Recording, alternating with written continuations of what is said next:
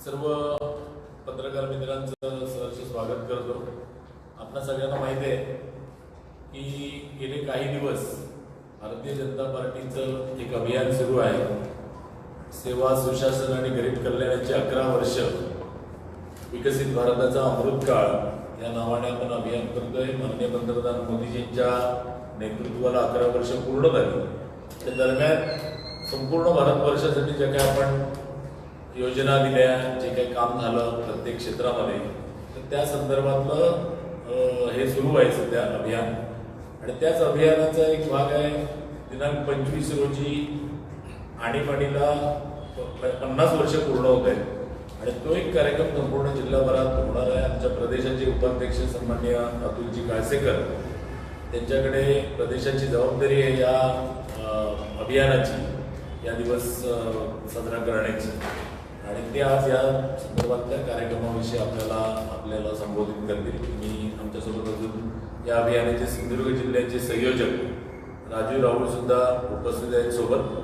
मी अतुलजींना विनंती करतो की त्यांनी या 25 तारखेच्या अभियानाचं आपल्याला संबोधन करा। धन्यवाद प्रभाकरजी। सर्वप्रथम सर्व सिंधुदुर्ग नगरीतील पत्रकार मित्रांचं मनापासून या ठिकाणी स्वागत करतो। आपल्या सगळ्यांना माहिती आहे की आजचा विषय परिचित सुद्धा आहे आणि अपरिचित सुद्धा आहे, अशा एका वेगळ्या विषयावर आजची पत्रकार परिषद आहे। आणि मी मुद्दाम असं सांगण्याचं कारण असंच आहे की 50 वर्षापूर्वी झालेली घटना आणि त्या घटनेला उजाळा देण्यासाठी हा मुद्दाम कार्यक्रम आम्ही करत आहोत। आपल्या सगळ्यांना माहिती आहे की 1975 साली काँग्रेस शासित पंतप्रधान इंदिरा गांधींनी देशामध्ये आणीबाणीची घोषणा केली आणि ही 1975 ते 1977 ते 78चा काही कालखंड सुद्धा त्याच्यामध्ये येतो। त्या कालखंडामध्ये देशभर आणीबाणी लादण्यात आली। म्हणजे संविधानातील एका घटनेचा, एका कलमाचा आधार घेऊन देशांतर्गत अराजक आहे असं कारण देत काँग्रेसने, इंदिरा गांधींनी देशभरामध्ये आणीबाणीची घोषणा केली। आणि या आणीबाणीमध्ये न्यायव्यवस्था, पत्रकार आणि राज्य शासन या तिन्ही जे लोकशाहीचे 3 स्तंभ आहेत, त्या तिन्ही स्तंभांचं दमन अत्यंत कठोररित्या करण्यात आलं। आणि या घटनेला यावर्षी 50 वर्ष पूर्ण होत आहे। भारतीय जनता पार्टी देशभर या दिवसाची आठवण म्हणून संविधान हत्या दिवस अशा पद्धतीने हा दिवस आम्ही साजरा करतो। आणीबाणीच्या काळ्या आठवणी ह्या लोकांसमोर याव्या आणि काँग्रेस शासनाने कशा पद्धतीने संविधानाचं दमन केलं, म्हणजे संविधानाची कशी मोडतोड केली, ह्याचे उत्तम उदाहरण म्हणजे आणीबाणीचा कालखंड आहे। म्हणजे या कालखंडामध्ये देशभरातल्या सगळ्या विरोधी पक्षांना तुरुंगात टाकलं होतं। म्हणजे जे पत्रकार, जे लोक विचारवंत की ज्यांनी या शासनाच्या विरोधामध्ये, आणीबाणीच्या विरोधामध्ये आवाज उठवला, अशा प्रत्येकाला जेलमध्ये टाकण्याचं काम केलं। आपल्या सिंधुदुर्ग जिल्ह्यात जवळजवळ 139 पेक्षा जास्त लोक हे 2.5-3 वर्ष जेलमध्ये होते।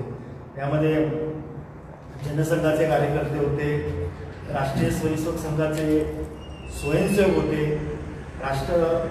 समाजवाद्यांचं जे संघटन आहे तेव्हा जनता पक्ष ज्याला म्हणत होतो की प्रजा समाजवादी पक्ष होता, त्या समाजवादी पक्षाचे अनेक कार्यकर्ते जेलमध्ये या निमित्ताने होते। आणखी खूप कठोरपणे या लोकशाहीचं दमन या कालखंडामध्ये करण्यात आल्याचे अनेक किस्से, अनेक आठवणी त्यामधल्या आहेत। आणि दुर्दैवाची गोष्ट आहे की 50 वर्षापूर्वीचा जो कालखंड आहे तो आत्ताच्या पिढीला कदाचित माहीतच नसेल। म्हणून विचारले की त्याची आठवण करून घेण्यासाठी, म्हणजे 50 वर्षापूर्वी ज्या पद्धतीने संविधानाची मोडतोड काँग्रेसकडनं झाली होती ते आजच्या पिढीला सांगितलं तर खरं वाटणार नाही त्यांना। तर या निमित्ताने या सगळ्या आणीबाणीच्या कालखंडाची ओळख, कालखंडामध्ये कशा प्रकारे काँग्रेसने दमन केले हे लोकांसमोर यावं, जनतेसमोर यावं म्हणून, आणि या सगळ्या घटनेला यावर्षी 50 वर्ष पूर्ण होत आहे.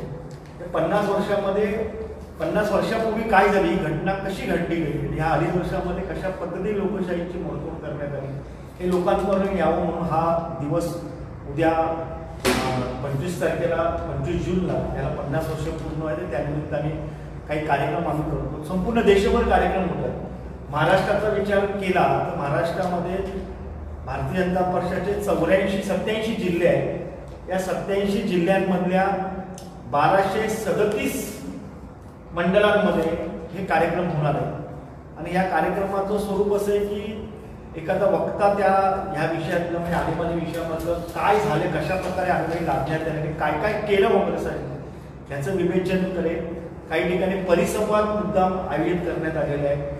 महिला मोर्चांच्या वतीने मॉक पार्लमेंटचं आयोजन करण्यात आले, युवा मोर्चाच्या वतीने करण्यात आले. जे तरुण पिढी आहे त्या तरुण पिढीपर्यंत इमर्जन्सीचे काय दुष्परिणाम होते ते समजावे हा त्यामागचा उद्देश आहे. सिंधुदुर्ग भारतीय जनता पार्टी म्हणून आपण एक 2-3 कार्यक्रम आपण या सगळ्या निमित्ताने करतो. 25 तारखेला हा जो संविधान हत्या दिवस आहे किंवा आणीबाणीचा कटू आठवणी सांगणारा जो दिवस आहे त्या निमित्ताने सिंधुदुर्ग नगरी येथे पत्रकार भवन या ठिकाणी कार्यक्रमाचं दुपारी 3 वाजता या कार्यक्रमाचं आयोजन करण्यात आलेलं आहे. की या कार्यक्रमाचं नाव असेल संविधान हत्या दिवस. आणि या कार्यक्रमाला प्रमुख वक्ते म्हणून गोव्याचे माजी खासदार आणि गोव्याचे भारतीय जनता पक्षाचे सरचिटणीस आणि ज्येष्ठ नेते ॲडव्होकेट नरेंद्र सावईकर हे उपस्थित राहणार आहेत. त्यांच्यासोबत जिल्ह्याचे पालकमंत्री नितेशजी राणे उपस्थित राहणार आहेत. या कार्यक्रमामध्ये स्वतः प्रभाकर सावंत, मी किंवा या कार्यक्रमाचे जे प्रमुख आहेत राजू राऊळ या कार्यक्रमाला उपस्थित राहणार आहेत. आणि अजितराव गोपटे, विजयकुमार मराठे, शामकांत कानेकर असे माजी जिल्हाध्यक्ष या कार्यक्रमाला आवर्जून उपस्थित राहतील. या कार्यक्रमाच्या निमित्ताने आणीबाणीमध्ये जे 139 जेलमध्ये सत्याग्रही होते यांचा सत्काराचा कार्यक्रम आपण ठरवलेला आहे. म्हणजे मी सहज यादी या सगळ्या आणीबाणीच्या कालखंडामध्ये जे जेलमध्ये होते ज्यांना अटक करण्यात आली त्यांची यादी वाचतो. म्हणजे यादी वाचताना एक गोष्ट लक्षात आली की यांच्या कुटुंबियाच्या काही लोकांच्या भेटी घेतल्यानंतर त्यांच्यामध्ये की अत्यंत हालअपेष्ट या सगळ्या कालखंडामध्ये त्यांनी भोगलं. म्हणजे जर बांद्यासारखा विचार केला तर भाई शिरसाट हे नाव बांद्यामधलं आहे. शिरसाट हे खूप मोठं नाव आहे. तर भाईंना अटक झाली होती आणि भाईंची मुलं अत्यंत लहान होती आणि भाईंचं दुकान होतं आणि ते दुकान आणि मुलं कोण सांभाळणार अशी कंडिशन होती. पण अशा कंडिशनमध्ये भाई 2.5 वर्ष जेलमध्ये असून सुद्धा त्यांचं दुकान आणि त्यांचं जे लहान मुलं होती त्यांचा सांभाळ शेजारच्या बांदेकर कुटुंबांनी सगळा केला. दुकान त्यांचं सांभाळलं. किंवा माजी जिल्हाध्यक्ष श्रीपाद कानेकर आहेत म्हणजे ज्यांना या मिसामध्ये किंवा आणीबाणीमध्ये अटक झाली होती. पण भाई कानेकरांना अटक झाली तेव्हा त्यांचा मुलाचा जन्म झाला नव्हता. त्याच्यानंतर मुलाचा जन्म झाल्यानंतर जवळजवळ 1.5 वर्षानंतर आपल्या मुलाचं तोंड त्यांनी बघितलं. म्हणजे त्यांचा जन्म झाला पण मुलाला बघता आला नव्हतं. किंवा रंगनाथ आटलेकर रंगनाथ आटलेकर आता नाही आहेत आपल्यामध्ये. रंगनाथ आटलेकर गेले. रंगनाथ आटलेकर खूप राष्ट्रीय संघाचं खूप मोठं नाव होतं आणि कार्यकर्ता कसा असावा, स्वयंसेवक कसा असावा असं उत्तम उदाहरण रंगनाथ आटलेकर होतं. रंगनाथ आटलेकरांना अटक करण्यात आली होती बांद्यामध्ये आणि रंगनाथ आटलेकरांना अटक करण्यात आल्यानंतर त्यांचे सासू सासरे आजारी होते, गेले होते. त्यांचंही दर्शन त्यांना जवळजवळ 1.5-2 वर्षानंतर अटकेनंतर त्यांना झालेलं आहे. म्हणजे नाना शिरोडकर जे शिरोड्याचे होते त्यांचं नुकतंच लग्न झालं होतं. लग्न होऊन आले आणि 8व्या दिवशी त्यांना अटक करण्यात आली होती. किंवा गोमांतक हॉटेलचे मालक आबा नाईक आहे. तर आबा नाईक ह्या सगळ्या सत्याग्रहींना तेव्हा सावंतवाडीचं जेलमध्ये एवढी जागा नव्हती तर त्यांना डबा घेऊन गेले. आपल्या हॉटेलमधनं त्यांना काहीतरी खायला चांगलं द्यावं म्हणून गेलं नाही, म्हणून त्यांना अटक झाली. म्हणजे अनेक कार्यकर्ते, म्हणजे आप्पासाहेब पोपटेंचं नाव आपण उल्लेख करतो. आप्पा त्यावेळेला यामध्ये अटकेत होते. विजयकुमार मराठे अटकेत होते. म्हणजे आता प्रसिद्ध पत्रकार राजा खंडाळेकर, म्हणजे त्यांचे वडील, ते त्यावेळेला अटकेत होते. वेंगुर्ल्याचं वर्तमानपत्र दैनिक आपलं किरातचे संपादक मराठे, ते या सगळ्या याच्यामध्ये अटकेत होते. वसंत साकम, म्हणजे देवगडचे माजी आमदार, त्यानंतर जी निवडणूक झाली ऐतिहासिक, त्या निवडणुकीमध्ये आमदार म्हणून निवडून आले वसंत साकम, ते ह्याच्यामध्ये अटकेत होते.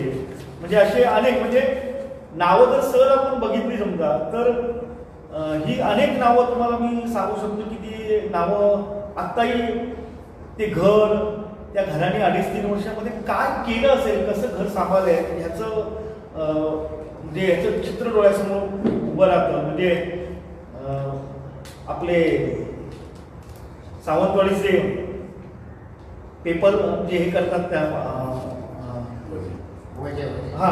वजे त्यावेळेला अटकत होते. आणि नावं जर बघितली ना तर एक भारतीय जनता पार्टी किंवा जनसंघ किंवा संघावर ब्राह्मणांचा असं शिक्का होता. पण ही सगळी नावं बघितल्यानंतर टोपले आहेत, म्हापसेकर आहेत, शिरसाट आहेत, गावडे आहेत, फणशीकर आहेत, केनवडेकर आहेत, अशी वेगवेगळी नावं. म्हणजे दिसताना कदम आहे, नंतर बोरकर आहेत, म्हणजे विश्वनाथ बोरकर आपले जिल्हा परिषद सदस्य, कदाचित बाळ सांगू शकतो. विश्वनाथ बोरकर त्यावेळेला अटकेत होते. म्हणजे पूजा वगैरेचे काका ते यावेळेला अटकेत होते. बोगटे फॅमिलीचे तर 3 जण या सगळ्या इमर्जन्सीमध्ये अटकेत होते. म्हणजे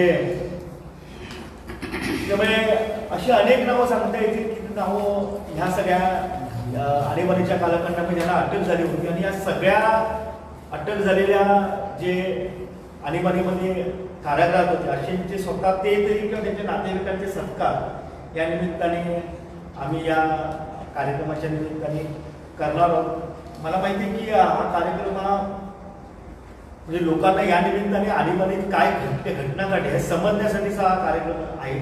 आणि या कार्यक्रमाला जनतेने सहभागी व्हावं, त्या ज्या कटू आठवणी इमर्जन्सीच्या आठवणी या निमित्ताने जागृत व्हाव्या, लोकांना समजावं की जो भारतीय जनता पक्ष आरोप होतो की संविधानाची मोडतोड केली, तर भारतीय जनता पक्षाने संविधानाची कधीच मोडतोड केली. संविधानाची मोडतोड केली असेल तर ती काँग्रेसनेच केली. आणि याचं उत्तम उदाहरण म्हणजे आणीबाणी आहे.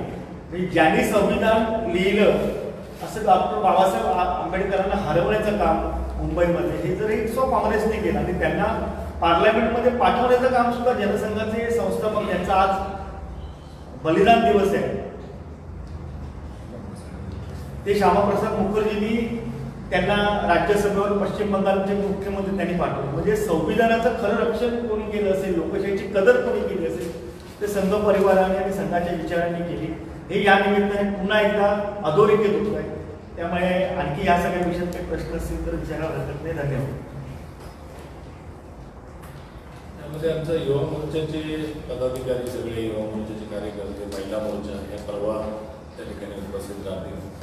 अजून एक ॲडिशनसाठी त्या निमित्ताने काही अशा महत्त्वाच्या ठिकाणी मी या पद्धतीची प्रदर्शनी लावणार आहोत. या सगळ्या गोष्टी लोकांना जाता येतात. विषय आत्ताच आमचं तयारी झालं. म्हणजे काही जणांशी बोलणं हवं की या निमित्ताने पार्लमेंटचा म्हणजे लोकसभा राज्यसभेचा लोकप्रतिनिधींचा आवाज दाबण्याचं काम काँग्रेस शासनाने केलं.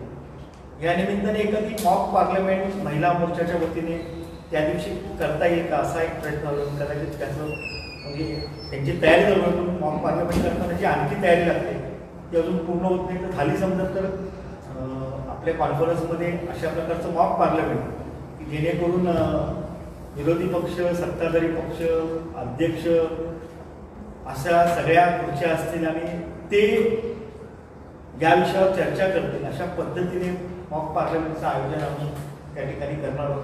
म्हणजे तयारी तर चालू आहे, पूर्ण तयारी झाल्याशिवाय मला सांगणं म्हणजे त्याच दिवशी करू असं सांगणं मला उचित वाटत नाही. पण अशा प्रकारचा प्रयत्न आम्ही या निमित्ताने करणार आहोत जेणेकरून महिलांपर्यंत हा विषय चांगल्या प्रमाणात पडेल. ही प्रदर्शनीच लावता सुद्धा आम्ही इथे न लावता इथे लावू शकतो, पण ती बसस्थानक आहे त्या बसस्थानकाच्या बाहेर ही प्रदर्शनी लागेल, लोकांपर्यंत विषय पोहोचेल असा प्रयत्न या निमित्ताने आम्ही करणार आहोत.